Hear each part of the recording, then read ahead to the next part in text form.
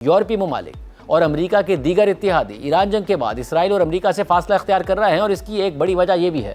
کہ یورپی ممالک کی قیادت کو خوف ہے کہ کہیں اسرائیل اور امریکہ کی یہ جنگیں اور جارحیت ان کی مقامی سیاست کو نہ لے ڈوبے، جیسا کہ یورپ کے کچھ حالیہ انتخابات میں نظر آیا ہے، اور ہنگری کے الیکشن نے امریکہ اور اسرائیل کے حمایتی لیڈرز کو الرٹ کر دیا ہے۔ یورپی ملک ہنگری میں اتوار کو ہونے والے پارلیمانی انتخابات میں اتھارٹیرین خیالات رکھنے والے فار رائٹ کے پاپولسٹ وزیر اعظم وکٹر اوربن کو 16 سال بعد شکست ہو گئی ہے، اور اپوزیشن لیڈر پیٹر مجیار کی پارٹی کو 2/3 اکثریت کے ساتھ تاریخی کامیابی حاصل ہو گئی ہے، اور اس کامیابی کو صدر ٹرمپ اور نیتن یاہو کے لیے دھچکا قرار دیا جا رہا ہے۔ ہنگری کے الیکشن کو پوری دنیا اور خاص طور پر یورپ میں جمہوریت کی بڑی فتح کے طور پر دیکھا جا رہا ہے، کیونکہ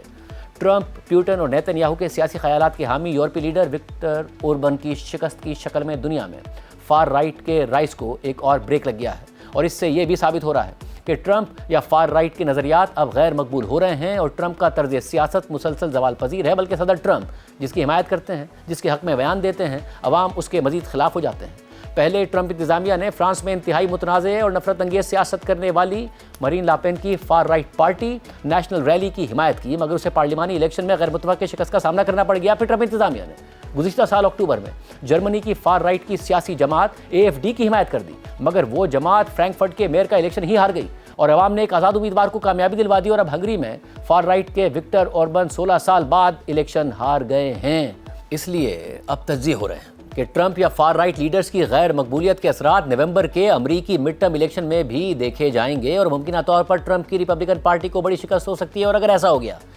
اور ڈیموکریٹک پارٹی کو بڑی اکثریت مل گئی تو ٹرمپ جو کانگریس کو مسلسل نظر انداز کر رہے ہیں اور کسی بھی فیصلے میں کانگریس کو اعتماد میں لینا ضروری نہیں سمجھتے، ان کو مڈ ٹرم الیکشن کے بعد کانگریس سے سخت مزاحمت کا سامنا کرنا پڑ سکتا ہے، اور بات